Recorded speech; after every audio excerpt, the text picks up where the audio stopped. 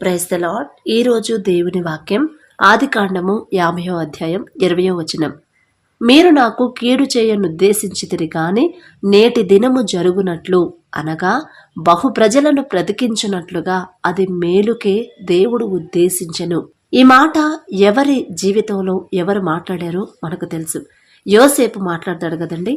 అయితే వాళ్ళ అన్నలు యోసేపు పట్ల చాలా క్రూరంగా ప్రవర్తిస్తారు. అసలు ఎంత క్రూరంగా అంటే కొట్టి అతని మీద ద్వేషించి యోసేపును ద్వేషిస్తారు. మొదట తమ్ముడు కదా, చిన్న తమ్ముడు కదా అని ప్రేమించరు, చిన్నవాడు కదా అని ప్రేమించరు, ద్వేషిస్తాడు. ఎందుకు ద్వేషిస్తారంటే వాళ్ళ నాన్న యాకోబు గారు యోసేపుని ఎక్కువగా ప్రేమించాడని అసూయతో వాళ్ళ హృదయాలు నిండిపోయాయి కాబట్టి ద్వేషిస్తారు. పోనీ ద్వేషించి అందరితో వదిలేస్తారా?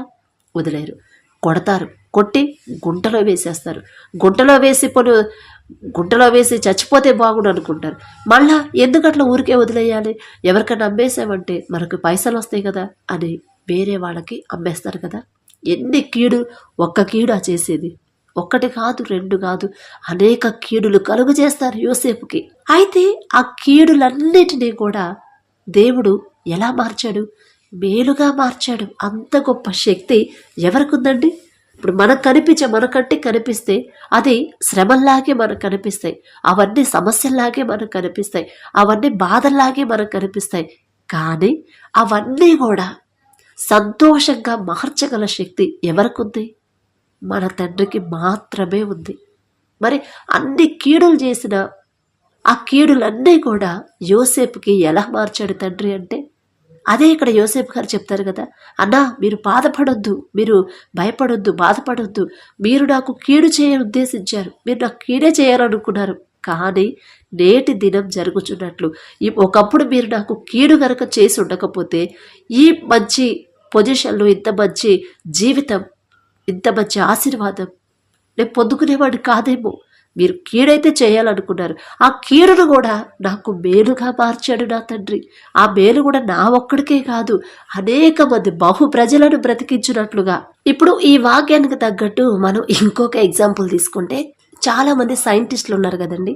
ఎన్నో లైట్ కానీ, బల్బు కానీ, లేకపోతే ఫోన్స్ కానీ, టీవీలు కానీ, సిస్టమ్లు కానీ, ప్రతిదీ కూడా సైంటిస్టులే కనిపెట్టారు కదా.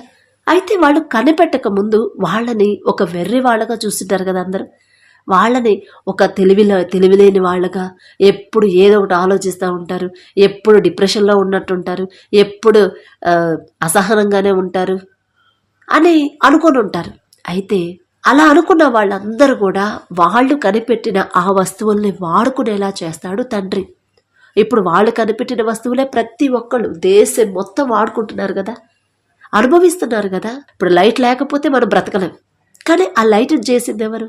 దేవుడి కృపను బట్టి తండ్రి ఆ నిందలన్నీ కూడా మనకి ఆశీర్వాదాలుగా మారుస్తాడు. కీడు చేసినా కూడా అవి మనకి ఆశీర్వాదంగా, మేలుగా మార్చగల శక్తి గల తండ్రి మనకున్నాడు. ఇప్పుడు మీరున్న పరిస్థితుల్లో, మీరున్న ఆ ప్రాబ్లమ్స్లో ఇప్పుడు అర్థం కాదు మీకు. అందరూ నాకు అపోజిట్గా ఉన్నారు, అందరూ నన్ను ద్వేషిస్తున్నారు, నా మీద లేనిపోని నిందలు కూడా నా మీద వేస్తున్నారు, నన్ను ఒంటరి వాళ్ళని చేశారు, నా మనసు ఎవరు అర్థం చేసుకోవట్లేదు, నా బాధ ఎవరు అర్థం చేసుకోవట్లేదు, నాకే అందరూ విరోధులుగా అయిపోతున్నారు అని మనం బాధపడతా ఉంటాం.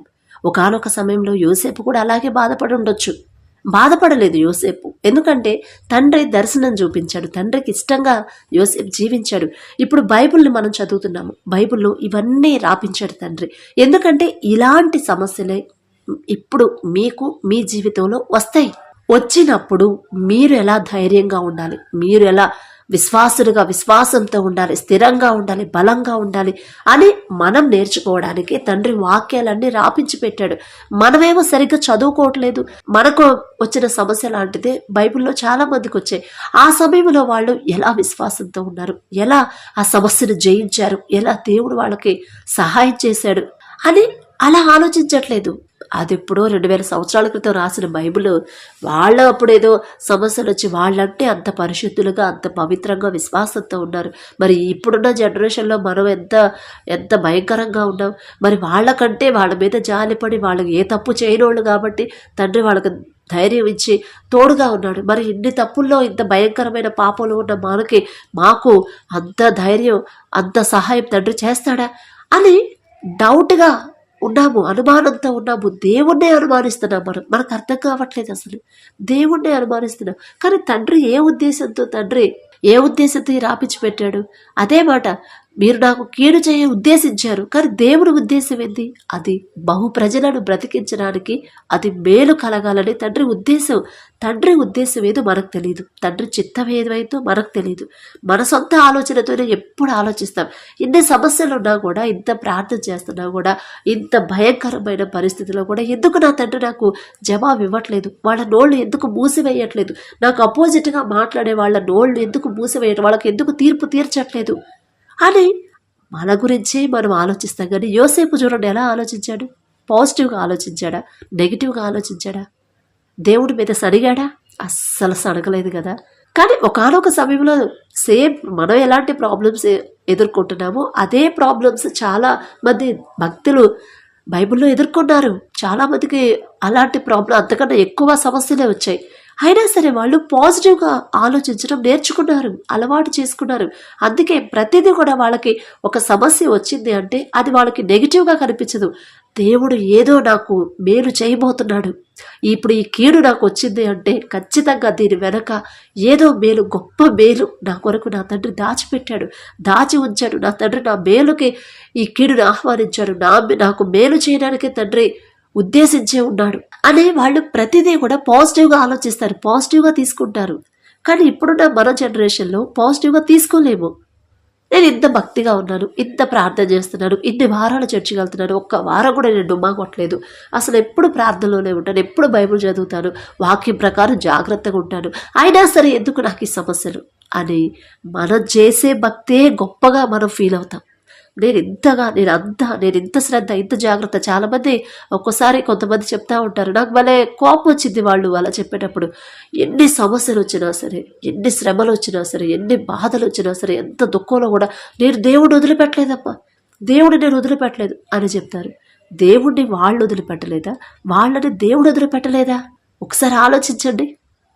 ప్రతిదీ కూడా మన గొప్పతనాన్ని అక్కడ చూపించుకుంటాం. ఎన్ని సమస్యలు వచ్చినా సరే, ఇంట్లో వాళ్ళందరూ నన్ను అన్నా సరే, అందరు నన్ను ద్వేషించినా కూడా నేను ప్రార్థన చేయడం మాత్రం మానుకోలేదమ్మా అని చెప్తారు. అసలు ఆ మనసు ఇచ్చింది ఎవరు? ఆ ప్రార్థన మానుకోవద్దు అని ఆ హృదయం ఇచ్చింది ఎవరు? తండ్రి కదా. తండ్రి మన చేయి విడిచిపెట్టలేదా? మనం తండ్రిని విడిచిపెట్టలేదా? అది అర్థం కాదు మనకి. కానీ ఎక్కువ శాతం మీరు టెస్ట్ మరి ఎవరైనా చూడండి, ఎవరైనా సరే, పెద్ద పెద్ద దైవజనులు అయినా సరే, అట్టి పరిస్థితుల్లో, అలాంటి సమస్యల్లో, అలాంటి ఇబ్బందుల్లో నేను ఎంత శ్రద్ధగా ప్రార్థన చేశాను, ఎంత ఆసక్తిగా ప్రార్థన చేస్తానో, ఎంత ఓర్చుకున్నాను, ఎంత సహించాను అని మనం చేసిన భక్తే మనం చెప్తాం. కానీ అన్ని సమస్యల్లో కూడా తండ్రి నా చేయి విడిచిపెట్టలేదు, నా తండ్రి నాకు తోడుగా ఉన్నాడు, నా తండ్రి నన్ను విడిచిపెట్టాలలేదు. అందరూ నన్ను వెలివేసినా కూడా నా తండ్రి నా చేయి పట్టుకుని నాకు తోడుగా నిలబడ్డాడు, నా తండ్రి నాకు తోడుగా నడిచాడు కాబట్టి నేను ఈ పరిస్థితిలో ఉన్నాను అని చాలా తక్కువ అండి. మీరు చాలామంది దైవజనుల వాక్యాలు వింటూ ఉండుంటారు. అలా చెప్పినప్పుడు నాకు ఎందుకనో బాధేసిద్ది, కోపం వచ్చింది, బాధేసిద్ది. అదేంటి, మనం దేవుడి చేయి విడిచిపెట్టలేదా? మన చెయ్యి దేవుడు విడిచిపెట్టలేదా? అన్ని శ్రమల్లో, అన్ని సమస్యల్లో కూడా దేవుడికి మొరపెట్టాలని హృదయం ఇచ్చింది ఎవరు? అసలు తండ్రే కదా. మరి తండ్రి మాట, తండ్రిని పక్కన పెట్టేసి నేను విడిచిపెట్టలేదు, నేనంత భక్తిగా ప్రార్థన చేశాను, నేను ఇలా చేశాను, అసలు ఆ మనసు ఇచ్చింది ఎవరు? మన తండ్రి. అదే మనం ఆలోచించాం, అలా మనం ఒప్పుకోము. అసలు చాలామంది రీసెంట్గా కూడా ఎవరిదో నేను వాక్యం విన్నాను, బ్రదర్ వాళ్ళు అన్ని సమస్యలు, ఇంట్లో వాళ్ళందరూ నాకు అపోజిట్ అయినా సరే, ఎంతమంది నాకు అందరు నన్ను దూరం పెట్టినా సరే, అందరూ వెలివేసిన, అందరూ ఎగతాళి చేసినా కూడా నేను మాత్రం దేవుడిని వదిలిపెట్టలేదమ్మా అని అలా మాట్లాడుతున్నారు. మనం దేవుడిని వదిలిపెట్టడం కాదు కదా, మనల్ని తండ్రి వదిలిపెట్టలేదు. ఆ సమయంలో కూడా మనకు తోడుగా ఉన్నది ఎవరు? మన తండ్రి కదా. మన మనసులో దేవుని మీద మనకి కోపం రాకుండా, అసహనం రాకుండా చేసిందెవరు? స్థిరమైన విశ్వాసం ఇచ్చిందెవరు? మన తండ్రే కదా. అది గ్రహించండి. మీరైనా సరే మీరు నేను వదిలిపెట్టనమ్మో, నా దేవుడు నేను వదిలిపెట్టను అనొద్దు. నా తండ్రి నన్ను వదిలిపెట్టడమ్మా, నేను ఎంత తప్పు చేసినా నా తండ్రి నన్ను వదిలిపెట్టడమ్మా, నేను ఎంత దిగజారిపోయినా నా తండ్రి నన్ను వదిలిపెట్టడు, ఎంత పాపంలో పడిపోయినా నా తండ్రి నా చేయి విడిచిపెట్టడమ్మా. ఎంత ప్రేమ నా తండ్రికి నేనంటే. మనుషులైతే నన్ను ఒక్క తప్పు చేస్తేనే నన్ను విడిచిపెట్టి నా మొహం మీదే చీగొట్టి వెళ్ళిపోతారు. కానీ నా తండ్రి అమ్మ ఎంత జాలిగల తండ్రి నా తండ్రి. ఎటువంటి అర్హత లేదమ్మా నాకు, అయినా సరే నా తండ్రి నా చేయి విడిచిపెట్టలేదు. ఎంత గొప్ప తండ్రి. కానీ తండ్రి ప్రేమ నేనే అర్థం చేసుకోలేదు అని తండ్రి గురించి మీరు పాజిటివ్గా మాట్లాడుకోండి, పాజిటివ్గా ఆలోచించండి. నా సొంత తెలివితో, నా సొంత జ్ఞానంతో ఇన్ని అప్పులు చేసి తండ్రి మాట పక్కన పెట్టేసి, తండ్రికి ఒక మాట కూడా చెప్పకుండా నా సొంత ఆలోచనతో మనుషుల సలహాలు తీసుకొని ఇన్ని కోట్ల అప్పులు చేసినా కూడా మరలా తండ్రి నా మీద జాలిపడి నేను ఒంటరి వాడిని అయిపోయి నేను బాధపడుతున్నానని ఎవ్వరూ నాకు సహాయం చేయడానికి రాలేదమ్మా. అయినా నా తండ్రి నా బాధ చూసి, నా కన్నీరు చూసి, నా నిస్సహాయతను చూసి నా తండ్రి నా మీద జాలిపడి కనికరపడి మళ్ళీ నాకు నా తప్పు నేను తెలుసుకునే మనసు నా తండ్రి నాకు ఇచ్చాడు. అది నా తండ్రి ప్రేమ. ఎంత గొప్ప ప్రేమ. మనుషులు ఎవరు నాకు సహాయం చేసేవాళ్ళు లేరు. అందరు నన్ను ద్వేషించేవాళ్ళే. నీ సొంత తెలివితో ఎవరు చేయమన్నారా, అన్ని అప్పులు ఎవరు చేయమన్నారు, ఎందుకు చేశారు, అంత జ్ఞానం లేదా, తెలివి లేదా అని అందరు నన్ను వెర్రి వాళ్ళగా నన్ను చూశారు. అందరు నన్ను వెలివేశారు. అందరు నన్ను దూషించి వెళ్ళిపోయారు. కానీ నా తండ్రి నేను చేసిన తప్పుని నేను తెలుసుకునే జ్ఞానాన్ని, ఆ మనసుని నా తండ్రి నాకు ఇచ్చాడు. ఆ పరిస్థితుల్లో కూడా నా తండ్రి నా చేయి విడిచిపెట్టలేదు. నేను విడిచిపెట్టే నా తండ్రిని ఎన్నోసార్లు నా తండ్రిని విడిచిపెట్టా, ఆయన నా తండ్రి నన్ను విడిచిపెట్టలేదు అని తండ్రి గురించి మీరు పాజిటివ్గా మాట్లాడండి, ఆలోచించండి. అసలు తండ్రి ప్రేమ ఎలాంటిదో మీరు అనుభవిస్తారు. తండ్రి కేరింగ్ ఎలాంటిదో మీకు అర్థమైంది. చాలామంది మా నాన్న కూడా అదే అంటాడు. అమ్మ నేను ఎంత తాగినా కూడా, నేను ఎంత బాధలో ఉన్నా కూడా, ఎన్ని అప్పుల్లో ఉన్నా కూడా, ఎంతమంది నన్ను వెలివేసినా కూడా, ఎంతమంది నన్ను అసహించుకున్నా కూడా, నేను మాత్రం అంత తాగుల్లో కూడా నా తండ్రి నేను విడిచిపెట్టలేదు అంటాడు. నేను అసలు ఊరుకోను. అదేంది నాన్న, నువ్వు అంత తాగుల్లో ఉన్నప్పుడు కూడా, అప్పుడు కూడా తండ్రిని నువ్వు విడిచిపెట్టలేదా, తండ్రి నిన్ను విడిచిపెట్టలేదా అని అడుగుతా. అసలు ఒప్పుకోను నేను. అదేనమ్మా, అదే దేవుడు నా చేయి విడిచిపెట్టలేదు అంటాడు మళ్ళీ తిప్పుకొని. కానీ మ్యాక్సిమం ఎక్కువ శాతం చాలామంది నోటి వెంట ఇదే మాట వచ్చింది. నేను విడిచిపెట్టలేదమ్మా దేవుణ్ణి, నేను విడిచిపెట్టలేదమ్మో, నేనెంత ఆసక్తిగా ప్రార్థించింది. అసలు ఆసక్తిగా ప్రార్థన చేస్తే నాకున్న ఆసక్తిని బట్టి నా తండ్రి నాకు సహాయం చేశాడు. నాకున్న భక్తిని బట్టి, నేను చేసిన భక్తిని బట్టి నా తండ్రి నాకు పంపించాడు. నా జీవితాన్ని నన్ను మార్చారంటారు. ఆ భక్తి మనదా? మన సొంత జ్ఞానంతో మనం చేసిన భక్తే అది. అంత ఆసక్తి ప్రార్థన ఇచ్చేదెవరు? ఆ మనసు ఇచ్చిందెవరు? తండ్రి కదా. తండ్రిని పక్కన పెట్టకండి ఎప్పుడు కూడా. తండ్రికి రావాల్సిన ఘనత, మహిమ తండ్రికే చెందాలి. ఎన్ని శ్రమలైనా, ఎన్ని కష్టాలైనా, ఎన్ని బాధలైనా, ఎన్ని ఇరుకులైనా, ఇబ్బందులైనా సరే, నేను ఒంటరిగా ఉన్నప్పుడు నేను ఆత్మహత్య చేసుకోవాలి అనే మనసు నాకు వచ్చింది. అయినా సరే అది కరెక్ట్ కాదు, అది తప్పు అని నా తండ్రి ఎవరొకరి ద్వారా నా తండ్రి నన్ను హెచ్చరిస్తానే ఉన్నాడు. నా తండ్రి నన్ను ఓదారుస్తానే ఉన్నాడు. చాలామంది కమెంట్స్ పెడుతున్నారు, సిస్టర్ నాకు ఇంత డిప్రెషన్లో ఉన్నాను, కానీ ఇప్పుడే మీ మెసేజ్ చూశాను, ఎంత బాగా నాకు ఒక ధైర్యాన్ని ఇచ్చాయి, ఒక ధైర్యం వచ్చింది మీ మాటల నుండి. నేను ఎంత ధైర్యం పొందుకున్నాను, ఎంత విశ్వాసాలు ఎలా బలపడాలి, తగ్గింపు ప్రార్థన ఎలా చేయాలి నేర్చుకుంటున్నాను అంటున్నారు. నేను కాదండి, నేను కాదు, నేనే పాటిదాన్ని. నాకైతే నేను ఎలా చెప్పగలను? అసలు నాకున్న జ్ఞానం ఏ జ్ఞానం? తండ్రి మనల్ని గద్దిస్తున్నాడు. తండ్రి మీరు నిస్సహాయతలో ఉన్నప్పుడు మనల్ని ఓదార్చేది, మనకు ధైర్యాన్ని ఇచ్చేది మన తండ్రి. నిలవేశారు, వాళ్ళ అన్నలు అమ్మివేశారు, తండ్రికి దూరం చేశారు. అంత ప్రేమించే తండ్రి నుంచి దూరం చేశారు. ఊరుగానే ఊరు, దేశంగానే దేశంలో విడిచిపెట్టేశారు. ఆ పరిస్థితుల్లో కూడా దేవుడు యోసేపుకు తోడై ఉన్నాడు అని ఆ మాట బైబిల్లో ఉండిద్ది. దేవుడు యోసేపుకు తోడై ఉన్నాడు. జైలు అధికారికి యోసేపు మీద దయ పుట్టించింది దేవుడే. ఆ ఇంటి యజమానికి యోసేపు మీద దయ కలిగించింది దేవుడే. తండ్రి ప్రేమ అలాంటిది. తండ్రి ఒక బాధ్యత తండ్రి మన గురించి, మన ఎడల ఒక బాధ్యత తీసుకుంటే మధ్యలో విడిచిపెట్టడండి. మనమన్నా మన పిల్లల్ని కొంతకాలం వరకు పెంచుతాము, కొంతవరకే వాళ్ళ అవసరతలు మనం తీర్చగలం. తర్వాత ఇక వాళ్ళే సంపాదించుకుంటారులే, వాళ్ళే ఉద్యోగాలు చూసుకుంటారు, ఇక్కడ దాకా చదివించాము, ఇక పద్దాక ఇక మేము వాళ్ళతో ఉండకూడదుగా, వాళ్ళు కూడా నేర్చుకుంటారు, లోకంలో బతుకుతారులే, వాళ్ళు కూడా మంచి చెడు అనేది వాళ్ళు తెలుసుకోవాలి, కానీ మనం వదిలేస్తాం మన బిడ్డల్ని. కానీ మన తండ్రి విడిచిపెట్టడండి. ముదిమి వచ్చే వరకు నేను ఎత్తుకొని వాడు నేనే అన్నాడు నా తండ్రి.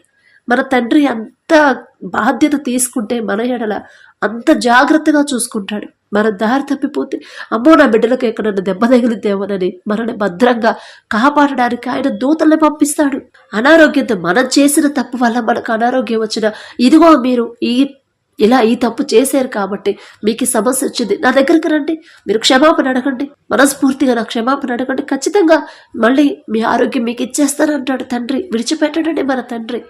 మనమేమో నేను చేసే భక్తి అంత గొప్పది, నా ఆసక్తిని బట్టి నా తండ్రి నా చేయి పట్టుకున్నాడు, ఎన్ని శ్రమలు వచ్చినా ఎన్ని కష్టాలు వచ్చినా సరే నేను మాత్రం నా దేవుణ్ణి విడిచిపెట్టలేదమ్మా అనుకుంటాం. అది చాలా పొరపాటు. మీరు జాగ్రత్తగా ఆలోచించుకోండి.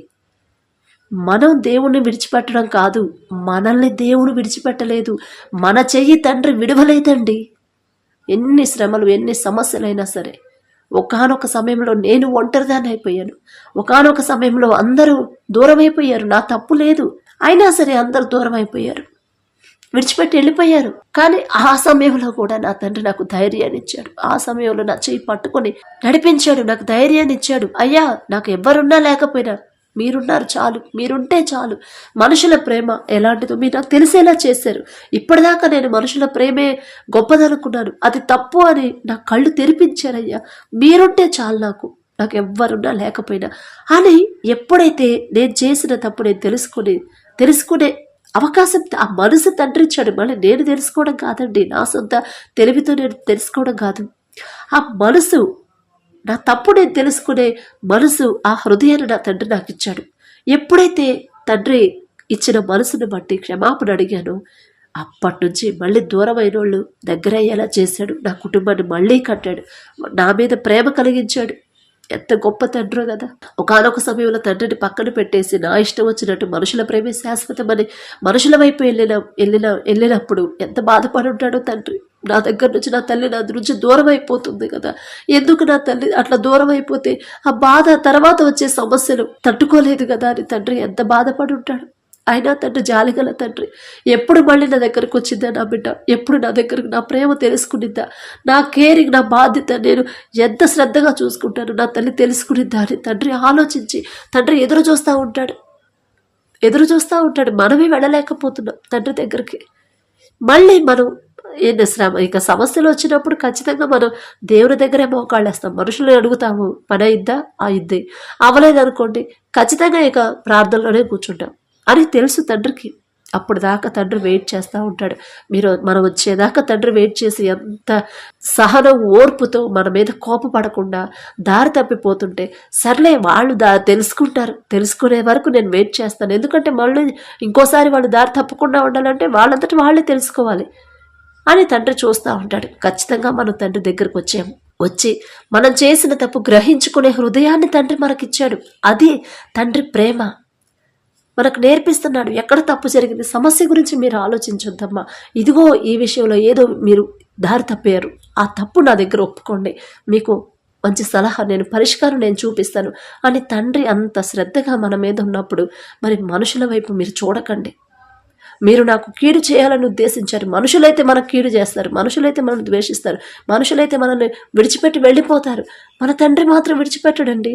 ఆ కీడును కూడా మనకు మేలుగా మారుస్తాడు.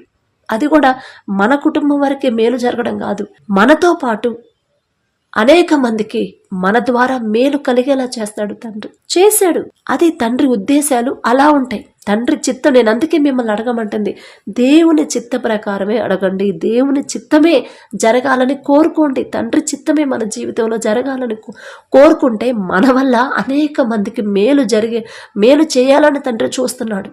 కాబట్టి ఈ మాటలు వింటున్న మీరు ఇంత బాధలో కూడా, ఎన్ని శ్రమల్లో కూడా నేను భక్తిని దేవుని వదిలిపెట్టలేదు అనొద్దు.